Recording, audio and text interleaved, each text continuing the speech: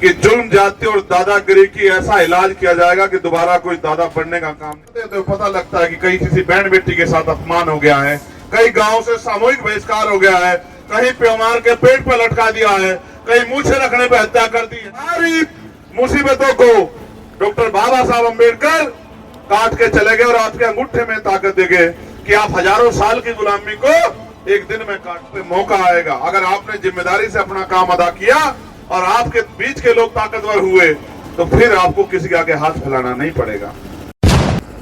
अभी मैंने इनको डांटा भी, ये पहले सीधे चले गए गांव में, उधर शहर में लेके। मैंने इनको कहा रोक के कि एक एक मिनट कीमती है, अपने समय को तमाशे में खराब मत करो।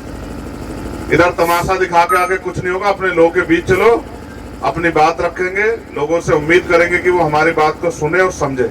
जैसे सपने में सो के और आदमी का राजपाट छिन जाता है, ऐसे हमारा राजपाट दुश्मनों ने यहां से छीन लिया और जब राजपाट चला गया तो आज हमारी ये हालात हैं और हालात बुरे हैं। मुझे कहते हुए तकलीफ है कि अखबार पढ़ते तो पता लगता है कि कहीं किसी बहन बेटी के साथ अपमान हो गया है, कई गांव से सामूहिक बहिष्कार हो गया है, कहीं प्योमार के पेट पर लटका दिया है, कहीं मूछे रखने पर हत्या कर दी है, कहीं घोड़ी पे बैठने के उतार दिया है, कहीं बारात की बस को रोक के अपमानित किया गया है, कहीं तमाम तरह की मुसीबतें हैं, कहीं मटकी छूने पे हत्या हो गई है, किसी की जमीन को कब्जा लिया है, धार्मिक स्थल को कब्जा लिया है और अगर कोई आवाज उठाता है तो सरकार की पुलिस जेल में बंद कर देती है, लाठी मारने का काम करती है, मुकदमे लगाने का काम करती है।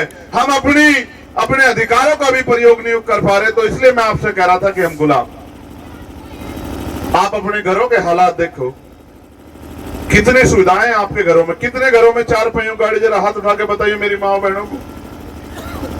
एक जिन के मैं जरा पर कर लो, दिख तो जहां मुश्किल से 5-4 होंगे गुरुजी, इससे फालतू तो नहीं है, चार पहियों की गाड़ी वाले हैं।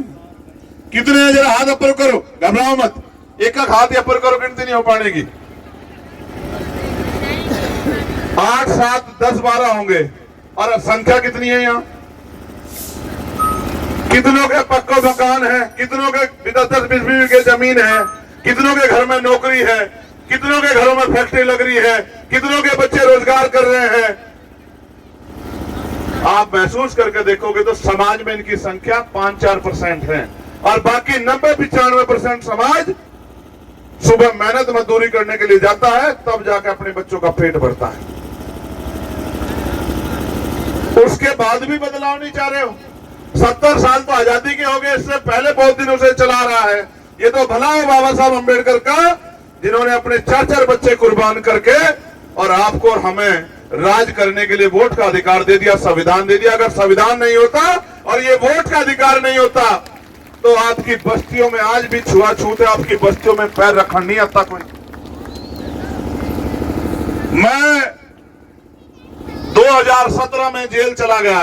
अपराध ये था कि जब हमारे लोगों पर अन्याय हुआ तो मैं लड़ने के लिए सड़क पर चला गया। जब हमारी बहन बेटियों के साथ मारपीट हुई तो वो मुझसे देखी नहीं गई, मुझे 16 महीने बंद रखा गया। 16 महीने में नहीं मरा मैं, बाहर आया 13 सितंबर 2018 को। उस दिन से मैंने तय कर लिया कि अब घर नहीं बैठूंगा, रोज समाज में जा जाके समाज को जागरूक करूंगा। उसके बाद दिल्ली में गुरुगढ़ टूट गया। मैं धन्यवाद दूंगा हरियाणा के लोगों को, सबसे ज्यादा नौजवान हरियाणा के गए थे जिन्होंने मेरे साथ जेल भी काटी। और जो सरकार ये कहती थी कि मोदी जी कोई झुक नहीं सकते और सुप्रीम कोर्ट नहीं झुक सकता, जो जमीन 600 साल पहले सिकंदर लोधी जी ने सतगुरु रविदास जी महाराज को, उनको भी जेल में बंद किया गया था। लोगों ने सिकंदर लोधी राजा को कह दिया कि ये रविदास जी ये झूठे संत है, सच्चे संत नहीं है। उनकी बात सुन के सिकंदर लोधी ने सतगुरु रविदास जी महाराज को जेल में बंद करवा दिया। लेकिन फिर ऐसी उनकी शक्ति, उनकी भक्ति से ऐसी कृपा हुई कि जिधर सिकंदर लोधी जाए उधर सतगुरु रविदास जी महाराज दिखाई दे।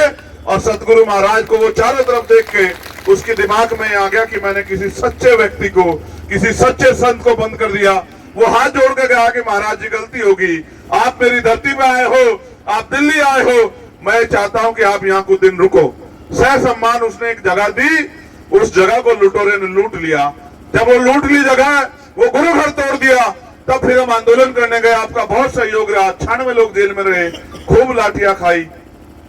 250 लाठियां मारी होंगी पुलिस ने, पैरों के नखून खींच लिए, रीढ़ की हड्डी में चोट मार दी, तमाम प्रयास किए कि आपका खून दब जाए, डर जाए, उनसे भी नहीं डरा। फिर एनआरसी का आंदोलन फिर गया, अभी जयपुर जेल रह गया। लगातार कोशिश कर रहा हूं, क्योंकि जब कोई अपने हक की लड़ाई लड़ जाएगा, आज की सरकार में हिम्मत नहीं सामना करने की, वो जेल भेजने का काम करे। इन मुसीबतों से नहीं मरा, इन मुसीबतों से नहीं डरा, लेकिन डरता इस चीज से हूं कि जब अखबार पढ़ता हूं, आज भी पढ़ी एक खबर कि एक 17-18 साल की बच्ची अपने पिता का खाना लेके खेत पे जा रही थी और उसको एक जालिम ने जबरन खींच के उसका अपमान किया। इतनी आग लगी है दिल में कि आपको दिखा नहीं सकता। आप मेरी बहनें माएं बैठी हैं, आपके सम्मान के लिए मैं अपने खून का एक कतरा लुटा दूं, लेकिन करूं क्या मैं? एक आदमी कहां कहां पहुंच सकता है, और जो मेरे बाद के हैं उनको आप ताकत नहीं दे रहे हो। जब आप 10, 20, 50, 100 चंद्रशेखर बना के खड़े करोगे, तो जैसे हमारे सीनियर साथी कह रहे थे कि जुल्म जाति और दादागिरी की ऐसा इलाज किया जाएगा कि दोबारा कोई दादा बनने का काम नहीं करेगा, इंसान बनकर जिएगा। लेकिन ये तभी संभव है, देखो जब राजतंत्र था, राज गुरु गोविंद सिंह जी का गए तलवारों के दम पे बदलते हैं, तलवारों के दम पे युद्ध होते थे, भाले चलते थे, तो बंदूकें चलती थी, हजारों हजार लोग मरते, तब राज बदलता था। लेकिन उन सारी मुसीबतों को डॉक्टर बाबा साहब अम्बेडकर काट के चले गए और आपके अंगूठे में ताकत दे गए कि आप हजारों साल की गुलामी को एक दिन में काट दो। मैं आपको पूरी जिम्मेदारी से कह रहा हूं, ये लोकतंत्र है, आप पे मौका आएगा। अगर आपने जिम्मेदारी से अपना काम अदा किया और आपके बीच के लोग ताकतवर हुए, तो फिर आपको किसी के आगे हाथ फैलाना नहीं पड़ेगा। सतगुरु जी ने कहा भाई 2 रास्ते हैं, एक तो अपना राज और स्वराज, या फिर दूसरा शमशान घाट। क्या तो मर के शांति मिलती है? अगर जीते जी शांति चाहिए तो अपना राज लाओ। लेकिन मेरे लोगों को पता नहीं क्या हो गया है, राज लाने की बजाय वो किसी के पीछे खड़े होना बहुत बढ़िया मान रहे। मान लो अगर इस पीछे खड़े होने से आपकी जिंदगी बदल रही है तो मान लो, और अगर इस पीछे खड़े होने से चीजें नहीं बदल रही है तो फिर अपना राज ले आओ। और राज लाने के लिए कुछ नहीं करना है, ना किसी के लाठी मारनी, ना किसी को सताना, ना किसी को बुरा कहना, अपने गुरु और संतों के रास्ते पे चल के बस बटन दबाना है। इस तो बटन दबाने से सारे रास्ते खुल जाए, और अगर बटन भी नहीं दबा सकते तो फिर आप जय जयकार करना या समागम में आना या गुरुओं की बात मानना, फिर इसका कोई फायदा नहीं। अब से आप सोचो, सतगुरु रविदास जी महाराज को लोग बात नहीं कहने देते थे, आज तो हम पे ये अधिकार है कि गुरु जी का हम जन्मदिन मना रहे हैं। ये अधिकार संविधान ने दिए हैं। जो बात बाबा सतगुरु रविदास जी ने कही, वही बात बाबा साहब ने कही, वही बात मान्यवर काशीराम साहब ने कही, वही बात हमारे गुरु जी कह रहे हैं, वही बात हमारे नेता कहते फिर रहे हैं कि भाई अब तो जाग जाओ, अब तो जाग जाओ, अब तो जाग जाओ। हर चीज की एक सब्र की एक समय होता है। कब तक गरीबी, बेबसी, लाचारी, दुर्गति, अपमान का जीवन जियोगे? मैं तो बड़े ताज्जुब में हूं। इतने महाराज जी, आदमी कुत्ता पालता है और अगर उसे कहें सब तक वफादार हो, अगर उसके आगे भी 4 बार भोजन ठालोगे वो भी झगड़ा करने को बैठ जाएगा। मगर हमारे लोगों को पता नहीं क्या हो गया है, ऐसा लगता है जैसे जिंदे हो ही ना, क्योंकि जिंदा आदमी तो कहीं ना कहीं उसके अंदर पीड़ होती है, वो कुछ ना कुछ बदलाव चाहता है। एक समय था कि हमारे कच्चे मकान होते थे, हमने मेहनत करके मजदूरी करके जो बाबा साहब हमें आरक्षण देके गए उसके आधार पर नौकरियां प्राप्त करके पक्के मकान बना लिए। लेकिन आज आप महसूस करो, आज हमारा समाज नशे की गत में जा रहा है।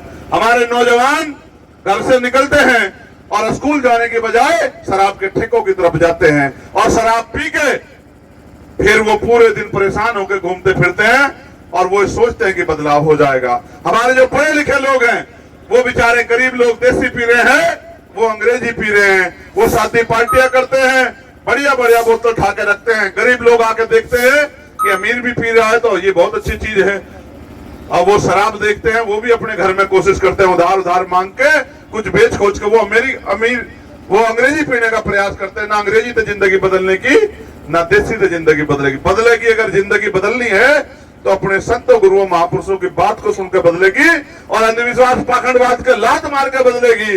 अंधविश्वास पाखंडवाद में घुसे रहोगे, अपने गुरुओं की बात के साथ नहीं खड़े होंगे तो कोई जिंदगी नहीं बदलेगी। आप बहुत सम्मानित लोग यहाँ बैठे हो, मुझे सिर्फ इतना बताओ, क्या यह गुलामी की जिंदगी पसंद आ गई है? कि अगर इस गुलामी की जिंदगी में मजा आ रहा फिर तो कोई बात ही नहीं है, क्योंकि बाबा साहब ने कहा गुलाम को गुलामी का एहसास करा दो। वो अपनी बेड़ियां स्वयं तोड़ देगा। मैं तो आपसे पूछने आया हूं, यह जिंदगी पसंद आ रही है क्या? हाथ उठा के बताओ हाँ या ना, पता लग जा। फिर रिश्ते बदलना क्यों नहीं चाह रहे हो? है लेकिन जब आपके साथ कोई अन्याय हो तो फिर देखा नहीं जाता। इसलिए मैं भी आके यहाँ लगूंगा। मेरा एक अपना चुनाव है पार्लियामेंट का, मैं उस पार्लियामेंट का चुनाव खत्म करके लोकसभा का, अगर मुझे समाज ने आशीर्वाद दिया, हमारे लोगों ने वहां मदद करी, सदगुरु जी के आशीर्वाद से अगर मैं वहां कामयाब हो गया, फिर भी मैं हरियाणा आऊंगा। क्योंकि मेरे वहां कामयाब होने से हरियाणा का काम आसान नहीं होगा। हरियाणा का काम आसान तब होगा जब आपके बीच के लोग, आपके अपने बच्चे कुर्सियों पर जाकर बैठेंगे और उन कुर्सियों में कलम की ताकत होगी और वहां जाकर फैसले करेंगे। क्योंकि कानून बना तो बाबा साहब गए हैं, लेकिन कानून लागू कराने की ताकत सरकार में है और नए अवसर पैदा करने की ताकत भी सरकार में। और मैं आपको जवान देकर कह रहा हूं, मैं कभी, देखो मैं आपको यह भी बता दूं, आप किसी के दर पे मत से टेके आओ। मैं सदगुरु रविदास जी महाराज, भगवान वाल्मीकि महाराज, गुरु नानक देव, संत कबीर और भगवान बुद्ध के अलावा कहीं नहीं जाता। मैं किसी दरवाजे मत्था टेक कर नहीं जाता, कहीं नहीं जाता, कहीं नहीं जाता, कहीं भी। और गोली भी लगी मेरे, 4 गोली चली मेरे ऊपर, जेल में भी रहा मैं, सब कुछ, किसी में नहीं मरा, गोली से भी नहीं मरा। इसलिए नहीं मरा क्योंकि मेरे सच गुरुओं का आशीर्वाद मेरे ऊपर है। इसलिए मैं आपसे भी कह रहा हूं, वचन दे के कह रहा हूं, एक बार इस लड़ाई को लड़ने की ताकत आप हमें दे के देखो। फिर आप देखो कैसे आपके क्षेत्रों में विकास की नई योजनाएं आती है, कैसे आपके क्षेत्रों में इंडस्ट्रियल एरिया लग के आपके बच्चों को घरों पे, बहनों को घरों पे रोजगार मिलते हैं, कैसे आपके क्षेत्रों में बड़ी बड़ी योजनाएं आके आपकी तरक्की होती है, कैसे जो बैकलॉग या खाली पड़ा अपने भाइयों को रोजगार कैसे हम लोग देते हैं, कैसे जो है अच्छी पढ़ाई की व्यवस्था कराते हैं। आप ये महसूस करो, अमीर का बालक तो बड़े से स्कूल में घुस जा, लेकिन गरीब का बालक भी घुस पावा है क्या? 5,000 रुपए फीस, जहां 10,000 रुपए हम सारे कमा रहे महीने के, एक बच्चे की फीस का पूरा नहीं पड़ता, फिर रोटी नहीं सही मिलती। ठीक है, अमीर लोग तो बड़े बड़े अस्पताल में घुस जावे, गरीब घुस सके है क्या? ना तो ये बड़े बड़े स्कूल मारे, ना बड़े बड़े अस्पताल मारे।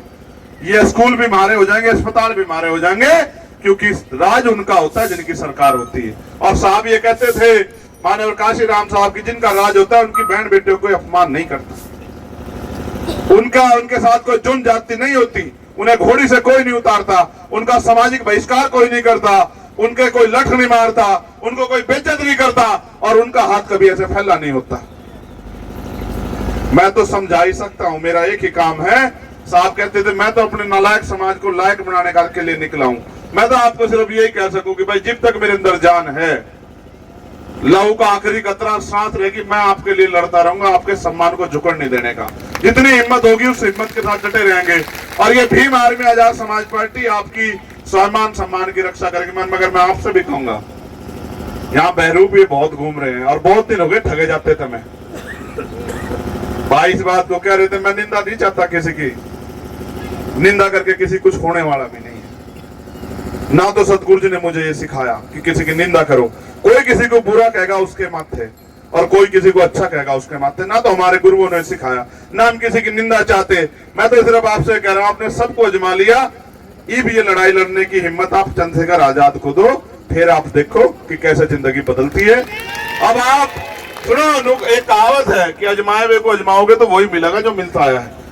अगर अजमाए वालों को अजमाया तो वही मिलेगा, अन्य फिर गांठ बांध लो आज से, कुछ नहीं करना, कुछ भी नहीं करना, बस मुंह तेनू कहना कि भाई हम तो इस बार अपने भाई को ताकत देंगे चंद्रशेखर। फिर देखो आप, अगर यहाँ की हवाई ना बदलगी ना जिन नरवाना की, फिर आप मुझे बताइए, फिर आपकी ताकत बनेगी यहाँ, फिर आपको किसी के दरवाजे पे जा खड़ा नहीं होना पड़ेगा। और एक बहुत सारे पर्चे मेरे पास आए और एक पर्चे में लिखा हुआ है, एक क्या बहुत सारे पर्चों में एक ही बात लिखी, एक और प्रचार लग रहा है कि यहाँ भाई है पोलूराम पुनिया जो 36 साल से जेल में है, ये भी समाज की नाक है हमारी और सरकार से रिया नहीं कर रही। देख भाई मैं तो तुझे एक बात बता रहा हूं, अगर कहीं यहाँ कहीं है जन आंदोलन तो हम करेंगे ही, क्योंकि जो सरकार हमारे साथ नाइंसाफी करेगी उससे तो हम लड़ेंगे। लेकिन अगर हमने ताकत बना ली तो जिस दिन हमारी सरकार यहाँ बनेगी या हम ताकत में हैसियत में होंगे, अगले दिन कोई नाइंसाफी हरियाणा में नहीं होगी। अगर उससे पहले हम काम करके आगे बढ़ गए तो बहुत बढ़िया बात है। अगर देर होगी तो जिस दिन हमारा ये राज का काम यहाँ मजबूत हो जाएगा, उसी दिन बाहर भी होगा हमारा भाई और हमारी लड़ाई में भी हमारे साथ रहेगा, और कोई किसी गरीब के बच्चे को जेल भी नहीं भेज पाएगा। इसलिए मैं आपसे आग्रह करूंगा, ऐसे मुट्ठी बंद करो सारी माए बहने, ऐसे मजबूत होनी चाहिए मुट्ठी। नहीं मजबूत नहीं बन रही है, क्या बात है, रोटी नहीं खाई है कि है? मैं एक बार देख लूं किसकी मुट्ठी नहीं तन रही है, मैं एक बार देख लूं। एक दादी ने ठा तो इसे आया उधर ठा नहीं रखी, अच्छा ठीक है ठा ली। छोटे ना पीछे बाती के बहुत बड़े बड़े हाथ हैं भाई। मैं एक बार जांच लूं किसने नहीं बना रखी, मैं सिर्फ अपनों ही देख रहा हूं। हाँ ये एक माँ बैठी थी हरे सूट वाली, या ना बनाओ थी, फिर बना ली, ने देख लिया पोती गई देख रहा है। अच्छा तो ऐसे उठाओ,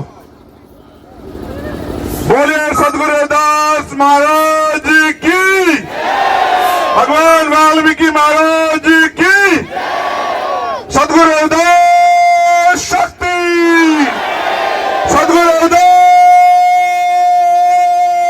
शक्ति।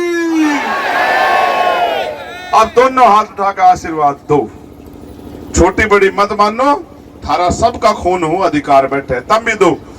तम एक थाली टाल हो रही है जी भी तो गोली लग रही है, तुम अगर पहले इकट्ठे होकर मदद कर दो फिर थोड़ा कोई गोली मार सके। ये भी ना मरता, ये भी तो बहुत काम बाकी, जब तक समाज अपने पैरों पर नहीं खड़ा होता, जब तक बाबा साहब का अधूरा सपना नहीं पूरा होता, जब तक मानव और काशीराम की कुर्बानियों को, उनके संघर्ष को, उनके सपने को बल नहीं मिलता, तब तक चंद्रशेखर आजाद मरेगा नहीं, और मर गया तो तुम थाम लियो। बहुत काम बाकी है, रुको मत, कहीं ना कहीं कोई ना कोई खड़ा रहो, क्योंकि ये काम करना ही है। ये काम एक दिन का काम नहीं है। आप आम का पेड़ लगा रहे हो, एक दिन में फल नहीं देगा, अभी तो आपको इसकी रक्षा सुरक्षा करनी पड़ेगी, इसकी देखभाल करनी पड़ेगी, फिर ये ठंडा हो जाएगा 5, 7, 10 साल में, फिर आपको फल भी देगा, छांव भी देगा, और जब बुढ़ा हो जाएगा इसकी लकड़ियां भी आपके काम आओगी, ये थारे चकिरदा काम आओगे। बहुत बहुत धन्यवाद। जय भीम, जय भारत, आप सबके लिए मंगल।